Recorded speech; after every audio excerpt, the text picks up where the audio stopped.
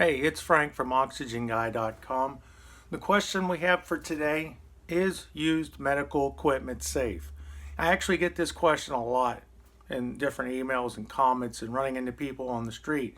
They ask me, can you really rely on used equipment, used medical equipment? And what I tell them is, it really depends. Have they tested it? Have they cleaned it? And is it in good shape? Just all around shape. I mean, just because something works doesn't mean it's not, really rough as far as torn material or busted parts that are barely working with tape and such. So, yes, the easiest answer to the question is maybe. So, you take an item like the CPAP.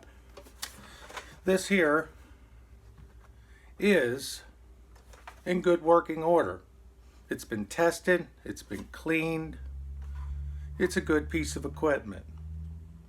But if you bought this off of, say, eBay or somebody on Craigslist or something, you have no idea. Unless it's been tested, it's been cleaned, you don't know what you're getting. Let the buyer beware.